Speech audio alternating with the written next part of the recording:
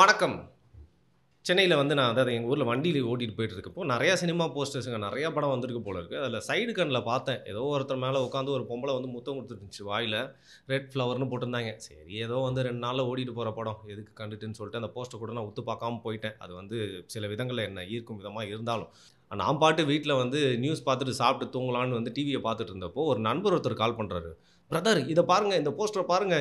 புண்படுத்திட்டாய்ங்க, புண்படுத்திட்டாய்ங்க" அப்படிங்கிற மாரி வந்து அந்த படத்த வந்து ஒரு ட்ரெய்லரையும் அனுப்பி, அது போஸ்டரையும் அனுப்பி, "இது ஏதோ வந்து சரியா படலண்ணே.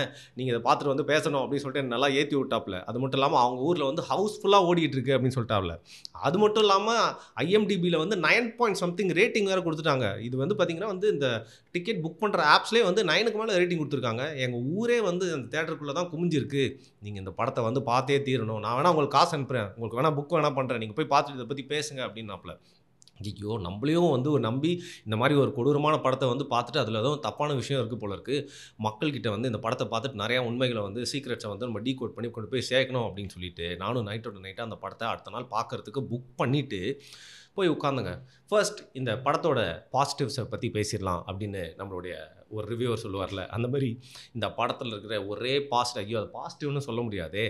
சரி ஒரு டிஃபரண்டான எக்ஸ்பீரியன்ஸ் என்ன அப்படின்னு கேட்டீங்கன்னா, இதுதான் முதல் முறையா ஒரு பெரிய ஸ்க்ரீன்ல நான் பான் பார்த்தேங்க. ஐயய்யோ! அத நான் என்கரேஜ் பண்ணல. அது ஒரு தப்பான விஷயம் தான். ஆனா என்னோட எக்ஸ்பீரியன்ஸ் தான நான் ஷேர் பண்ணிக்க முடியும். இதுதான் முதல் முறையா அவ்ளோ பெரிய ஒரு திரையில நான் வந்து ஆபாச படம் பார்த்தேன். அப்படிதான் இருந்துச்சு இந்த படம் அப்படின்னு சொல்லலாம். சரி இந்த படத்தோட கதைய பத்தி வந்து போயிடலாம். ரெட் ஃப்ளவர் அப்படிங்கிற படத்தோட கதை என்ன அப்படின்னு பார்த்தீங்கன்னா, ஃபர்ஸ்ட்டு சுபாஷ் சந்திர போஸ வந்து காட்டுறாங்க. அவர் நம்ம நேஷனல் ஹீரோ அப்படின்னு சொல்றாங்க. Yes of course he is our national hero. வந்து உலகத்தில நெறைய அழிவுகள் வந்து ஏற்பட்டுச்சு. இதில வந்து சீக்ரெட் சொசைட்டீஸ்லாம் வந்து கண்ட்ரோல் பண்ணுச்சு. இல்லுமினாட்டிஸ் வந்து பார்த்தீங்கன்னா, உலகத்தில அவங்களோட ஆர்டருக்குள்ள கொண்டு வரதுக்கான அப்பப்போ வந்து ஒரு வார வந்து தூண்டி விடுவாங்க. அப்படி வந்தது தான் வந்து முதல் உலகப் போர். அதற்கப்புறம் வந்து பார்த்தீங்கன்னா, 2ஆம் உலகப் போர் இருந்துச்சு. அதற்கப்புறம் 3ஆம் உலகப் போர் வந்துருச்சு. என்னது வந்துருச்சா? அது வரும் வரும்ன்னு சொல்லிட்டே இருக்காங்களே அப்படின்னு பார்த்தா, அப்படிதாங்க இல்லங்க 2047ல இருக்கீங்க நீங்க அப்படின்னு சொல்லிட்டு நம்மளோட டிஸ்டோபியன் ஃபியூச்சருக்கு வந்து கொண்டு போயிட்டாங்க. ஸோ 2047ல வந்து பார்த்தீங்கன்னா, ரொம்ப நாளுக்கு முன்னாடி ஸ்டார்ட் ஆன 3 வேர்ல்ட் வார் வந்து இருந்துச்சு. இது வந்து அமெரிக்காக்கும், ரஷ்யாவுக்கும் நடுவுல ஸ்டார்ட் ஆயிருது. இந்த நேரத்தில வந்து பார்த்தீங்கன்னா, அந்த போரோட முக்கியமான ஒரு கட்டம் அப்படிங்கிறது வந்து நம்ம டெம்பிள் இருக்குல்ல இஸ்ரேல்ல, எப்படி இஸ்ரேல் வந்துருச்சா உள்ள, டெம்பிள் வந்து பார்த்தீங்கன்னா, மவுண்ட்ல இருக்க அந்த டெம்பிள்ல வந்து அந்த முக்கியமான போர் வந்து நடக்குது. "ஏன்டா உனக்கு பிரச்சனை? நானே படத்த பார்த்து செம்ம காண்டாயி போச்சு." ஸோ இஸ்ரேல்ல வந்து அந்த மவுண்ட்ல மேல இருக்க டெம்பிள்ல தான் வந்து பார்த்தீங்கன்னா, முக்கியமான போர் வந்து அங்க வந்து நடந்துட்டுருக்கு. இந்த நேரத்தில தான் நம்ம இந்தியா வந்து உள்ள வருது. சைனா வந்து ஆல்ரெடி வந்து கட்டுக்கோப்புல கொண்டு வந்துட்டாங்க. இந்த உலக வார்ல வந்து பார்த்தீங்கன்னா, எந்த கண்ட்ரியுமே வின் பண்ணலங்க. இந்த நியூ வேர்ல்ட் ஆர்டர கொண்டு வரணும் அப்படிங்கிற ஒரு முக்கியமான ஒரு கொடூரமான ஒருத்தன் தான் வந்து பார்த்தீங்கன்னா, வந்து வின் பண்ணியிருக்கான். அவன் சைனாவ ஏற்கனவே கட்டுக்குள்ள கொண்டு வந்துட்டு, எல்லாருமே அடிபணிஞ்சு இந்த நியூ வேர்ல்ட் ஆர்டருக்கு அந்த அரக்கனுக்கு கீழ வந்து வந்து தோல்விய ஒத்துக்கிறாங்க. அவன் சொல்றதா சட்டம்னு சொல்லி ஏத்துக்கிறாங்க. ஆனா 2, 3 கண்ட்ரீஸ் மட்டும் தான் வந்து பார்த்தீங்கன்னா, வந்து இத ரெசிஸ்ட் பண்ணிட்டே இருக்காங்க. அதுல ஒரு கண்ட்ரி தான் வந்து இஸ்ரேலு. அவங்க வந்து இன்னும் ரெசிஸ்ட் பண்ணி சண்ட போட்டுட்டே இருக்காங்க. இந்தியாவும் அப்படி ஒரு கண்ட்ரி. அவங்க சொல்றாங்க, "நாங்க அந்த நியூ வேர்ல்ட் ஆர்டர் கூட வரமாட்டேன்" அப்படின்னு சொல்லிட்டு. அப்பதான் அந்த கொடூரன் வந்து தன்னை வெளிப்படுத்திக்கிறான். "உலகத்தையே நான் வந்து கைப்பற்றிட்டேன். மால்கம் நான் தான் மால்கம்" அப்படின்னு சொல்லிட்டு அவன் வந்து மூஞ்ச காட்ட மாட்றாங்க. அவன் வந்து ஸ்பேஸ்ல வந்து மேல ஒரு பெரிய ஸ்பேஸ் ஷிப்ல இருக்கான். அது பேர் வந்து சர்பென்ட் அப்படின்னு நெனைக்கிறேன். சர்பென்ட்னா வந்து பாம்பு. அந்த பெரிய ஸ்பேஸ் ஷிப்லேருந்து சொல்றான், "இந்தியாவையும் வந்து நியூ வேர்ல்ட் ஆர்டருக்குள்ள கொண்டு வரணும். நீங்க எனக்கு அடிபணியல அப்படின்னா வந்து உங்கள நான் காலி பண்ருவேன். இல்ல நம்ம உங்கள சால்வா போயிடலாம் அப்படின்னா வந்து பார்த்தீங்கன்னா, பல ட்ரில்லியன் டாலர்ஸ் கணக்குள்ள கோல்ட வந்து நீங்க எனக்கு வந்து குடுத்தே ஆவணும். இல்லன்னா வந்து உங்க கண்ட்ரிய நான் கைப்பற்றிருவேன். அழிச்சிருவேன்" அப்படிங்கிறான். அப்படின்னு யார்கிட்ட சொல்றான் அப்படின்னு பார்த்தீங்கன்னா வந்து, பிரைம் மினிஸ்டர் ஆஃப் இந்தியா கிட்ட வந்து சொல்றான். இது வந்து பிரைம் மினிஸ்டர் ஏத்துக்கல அப்படின்னோனே, இந்தியாவ சார்ந்த முக்கியமான நபர்கள்லாம் சேட்டலைட்ல இருந்தே வந்து அதுக்கப்புறம் வந்து ஷூட்லாம் பண்ணி வந்து அவங்கள கொன்றுறான். இந்த நேரத்தில தான் வந்து பார்த்தீங்கன்னா, பிரைம் மினிஸ்டரே போயிட்டு ஒருத்தன்கிட்ட வந்து பேசுறாரு. அது யாருன்னா, பிரசிடென்ட் ஆஃப் இந்தியா. லைட்டா இடிக்குதுல்ல. ஸோ நம்ம ஊர பொறுத்தவரைக்கும் பிரசிடென்ட் ஆஃப் இந்தியா அப்படிங்கிறது ஒரு கௌரவ பதவி. ஆனா, நம்ம பிரைம் மினிஸ்டர் தான் வந்து ரொம்ப பெரிய போஸ்ட், சக்தி வாய்ந்த போஸ்ட்ல. ஆனா, இந்த படத்தில வந்து அப்படியே உல்டாவா காமிக்கிறாங்க. பிரசிடென்ட் ஆஃப் இந்தியா தான் ரொம்ப பவர்ஃபுல் போஸ்ட்டா இருக்காங்க. ஸோ பிரைம் மினிஸ்டர் யாருன்னு பார்த்தீங்கன்னா, ஒய்ஜி மகேந்திரன். ஸோ அவரது வந்து போயிட்டு பிரசிடென்ட் ஆஃப் இந்தியா கிட்ட வந்து பேசுறாரு. நம்ம ஆப்பரேஷன் ரெட் ஃப்ளவர வச்சு இவங்க எதிர்க்கணும் அப்படின்னு சொல்றாங்க. ஸோ இந்த மால்கம் அப்படிங்கிற கொடூரமான ஆளு தனியா இந்த விஷயத்தெல்லாம் செய்ற. அவனுக்கு கீழ ஒரு ஸ்பேஸ் ஷிப் இருக்கு. நம்ம ஆர்பிட் பண்ணிட்டு நம்மளோட குளோபை. அந்த ஸ்பேஸ் ஷிப்பில் தான் லூசிஃபர் அப்படின்ற ஒரு கொடூரமான வந்து செகண்ட் கிரேட் வில்லன் இருக்கான். ஸோ அந்த லூசிஃபரை வந்து ஃபுல்லாக மைண்டை கண்ட்ரோல் பண்ணி இந்த மால்கம் வந்து அவனோட டைனாசிட்டிக்குள்ளே கொண்டு வரதுக்காக இந்தியாவை தன்னுடைய காலடியில் விழ வச்சானா, இல்லை இந்தியா வந்து மால்கமை எதிர்த்து போராடி வெற்றி கொண்டதா அப்படிங்கிறதான் இந்த படத்தோட கதை. இது வந்து 2047 வச்சிருக்கனால எல்லாத்தையும் வந்து மாடர்னாக வந்து காட்டுறதுக்காக முயற்சி பண்ணியிருக்காங்க. குறிப்பாக இந்த படத்தை வந்து இந்த மாதிரி ஒரு படத்தை நான் சத்தியமாக பார்த்ததே இல்லைங்க. ஏன்னா ஒன்று படத்தை வந்து ஸ்டூடியோவில் எடுக்கணும், இல்லை க்ரீன் மேட்டில் எடுக்கணும், இல்லை வந்து பார்த்திங்கன்னா உண்மையாக அந்த லொக்கேஷனுக்கு போய் செட்டு போட்டு எடுக்கணும். இவங்க என்ன மாதிரி எடுத்திருக்காங்க இந்த படத்தை அப்படின்னு சொல்லிட்டு ஃபிலிம் இன்ஸ்டியூட்டில் படித்த ஸ்டூடெண்ட்ஸால் கூட வந்து டீகோடே பண்ண முடியாதுங்க. இந்த படத்தில் வந்து யார் அதிகமாக வேலை பண்ணியிருக்காங்கன்னு பார்த்தீங்கன்னா இந்த படத்தோட எடிட்டர் தான். அதையும் வந்து எனக்கு தெரிஞ்ச நம்ம இன்ஷாட் ஆப்லேயே தான் எடிட் பண்ணியிருப்பார் அப்படின்னு நினைக்கிறேன். அதில் இருக்க எஃபெக்ட்ஸ் எல்லாத்தையுமே வந்து போட்டார். இந்த படத்தை நான் எப்படி எக்ஸ்பிளைன் பண்ணுறது எனக்கு சுத்தமாக புரியவே இல்லைங்க. விஷுவலி பார்த்தீங்கன்னா அந்த நிறைய படங்கள் பார்த்துட்டு விஷுவல் ட்ரீட்டுன்னு சொல்லுவாங்கள்ல, சத்தியமாக சொல்கிறேன் இது வந்து விஷுவல் சீட்டு. பேசிக்லி இந்த படத்தை வந்து ஒரு விஸ்காம் படித்தவங்க, ஒரு ஃபிலிம் இன்ஸ்டியூட்டில் படித்தவங்க, படத்தை ரொம்ப பிடிச்ச சினி ஃபைல்ஸ் அப்படின்னு சொல்கிறவங்க யாராலையும் இந்த மாதிரி ஒரு படத்தை இனிமேல் ஹிஸ்ட்ரியில் எடுக்கவே முடியாது. இந்த மாதிரி ஒரு படம் ஹிஸ்ட்ரியில் இது வரைக்கும் வந்ததும் இல்லை அப்படின்னு சொல்லலாம். அதை நான் ஏன் சொல்கிறேன்னு இந்த படத்தை பார்க்கும்போது மட்டும்தான் புரியும். எப்படி டிஃபைன் பண்ணுறதுனே தெரிலங்க. பல லேயர்கள் எடுத்திருக்காங்க படத்தை. நல்ல விதத்தில் இல்லை, எவ்வளோ மொக்கையாக ஒரு படத்தை வந்து உருவாக்க முடியுமோ அப்படி.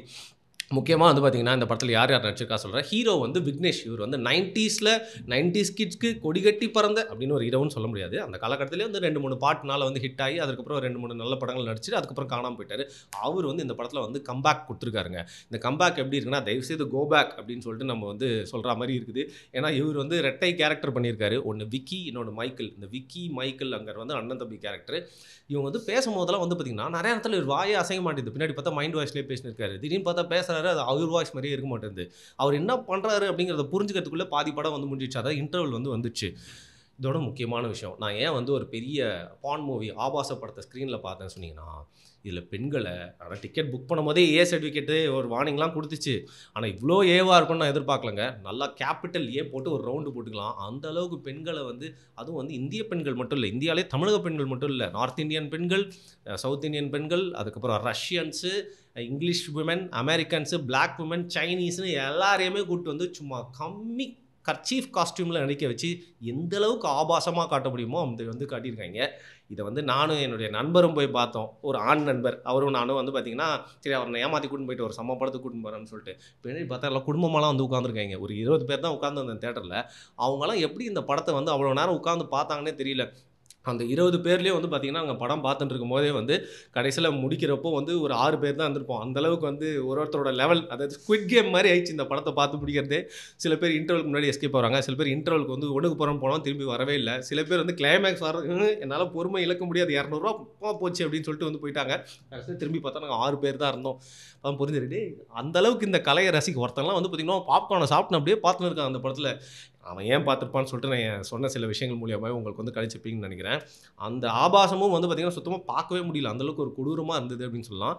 அண்ட் இந்த படத்துலேயே வந்து அந்த மால்கம் அப்படிங்கிறவன் பெண்களெல்லாம் வந்து கொல்றது, அவங்கள உடல் ரீதியாக வந்து கற்பழிக்கிறது, அதுக்கப்புறம் அவங்கள வந்து கஷ்டப்படுத்துறது, இந்த மாதிரி நிறைய விஷயங்கள் வந்து பண்ணுற மாதிரி ரொம்ப கேவலமான செயல் செய்கிறதுக்காக தான் இதெல்லாம் வந்து காட்டுறாங்கன்னா கூட அதை காட்டுறதுக்கும் ஒரு முறை இருக்குது. எவ்வளோ கேவலமாக காட்ட முடியுமோ அப்படி வந்து காட்டியிருக்காங்க. இதில் யார் யாரெல்லாம் நடிச்சிருக்காங்க அப்படின்னு நான் சொன்னேன்ல, அதில் பார்த்தீங்கன்னா வந்து சீனியர் ஆக்டர்ஸ் நிறைய பேர் நடிச்சிருக்காங்க. அதனால தானே நம்பிட்டேனே அப்படிங்கிற மாதிரி வந்து பார்த்திங்கன்னா YG மகேந்திரன், அதுக்கப்புறம் நிழல்கள் ரவி, நாசர் நடிச்சிருக்காரு, அதுக்கப்புறம் வந்து அஜய் ரத்னம் வந்து நடிச்சிருக்காரு, தலைவாசல் விஜய் தான் அந்த லூசிஃபர் கேரக்டர் வந்து பண்ணியிருக்காரு.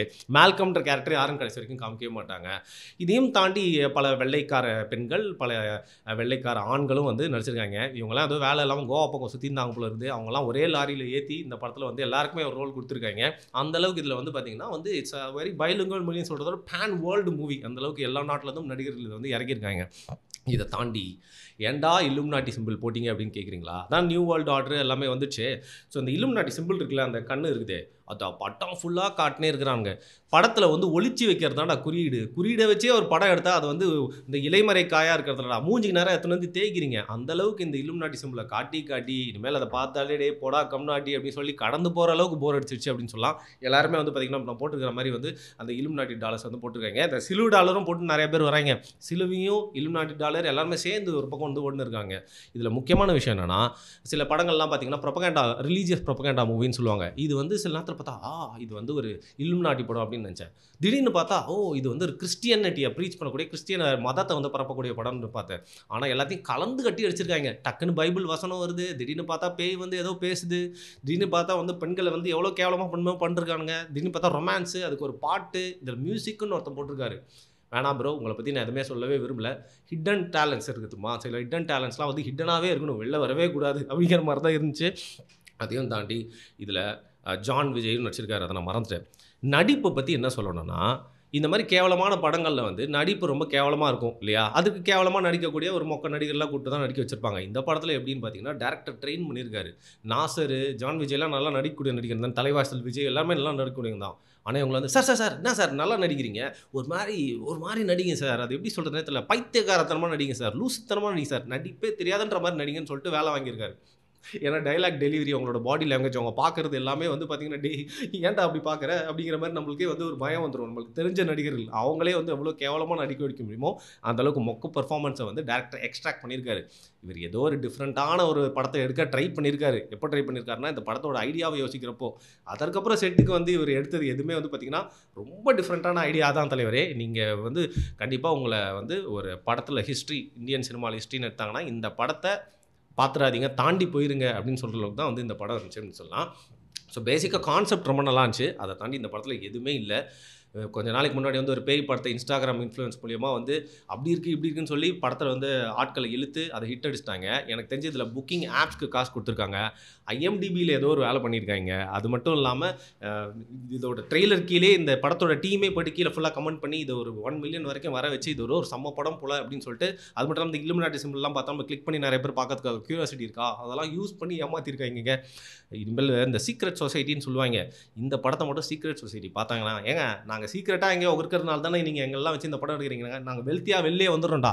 இனிமேல் நாங்க சீக்ரெட் சொசைட்டியே இல்லடா" அப்படின்னு சொல்லிட்டு அவங்களோட சொசைட்டிய உடைச்சுட்டு வெளில வந்துருவாய்ங்க போல இருக்கு. அந்த அளவுக்கு இந்த படத்தில எதுவுமே இல்ல. என்ன ஏத்தி விட்டு பார்க்க வச்ச நண்பர் வந்து கண்டிப்பா வந்து நீங்க வந்து பதில் சொல்லியே ஆகணும். இன்னைக்கு நைட் இந்த வீடியோ பண்ணி முடிச்சுட்டு உங்களுக்கு தான் உடனே கால் பண்ண போறேன். ஸோ படத்தோட கிளைமேக்ஸ்ல வந்து பார்த்தீங்கன்னா, அத வந்து சொல்லி ஆகணும்.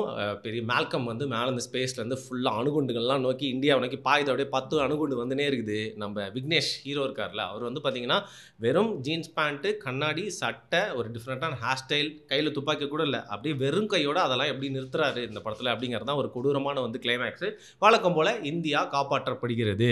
அதுலயும் கடைசியில பார்த்தீங்கன்னா, பைபிள்லேருந்து வசனம்லாம் சொல்லியிருக்காங்க. எனக்கு புரியவே இல்லடா. கடைசி வரைக்கும் புரியல. தயவு செஞ்சு இந்த படத்த யாராவது பார்த்து டீகோட் பண்ணுங்கப்பா. எனக்கு அவ்வளோ அறிவு இல்ல. விட்டுருங்க. அது மட்டும் இல்லாம, இந்த படத்தில ரொம்ப மறக்கவே முடியாத, ரொம்ப என்னால வந்து பார்த்தீங்கன்னா, எதிர்பார்க்கக்கூடிய ஒரு விஷயம் என்னன்னா, ரெட் ஃப்ளவர் பார்ட் 2 தான். ஏன்னா, நீங்கலாம் பார்ட் 2 எடுக்கிறீங்க, நான் எடுக்கக்கூடாதா? அப்படின்னு சொல்லிட்டு கடைசியில லூசிஃபர அழிச்சிடுறாங்க. மால்கம் மட்டும் உயிரோட இருக்கான். நம்ம ஹீரோ வந்து ஐ அம் வெயிட்டிங்ன்னு சொல்ல, மால்கமும் கண்டிப்பா திரும்பி வருவேன் அப்படின்னு சொல்றத செகண்ட் பார்ட்டுக்கு லீடு குடுத்து முடிக்கிறாங்க.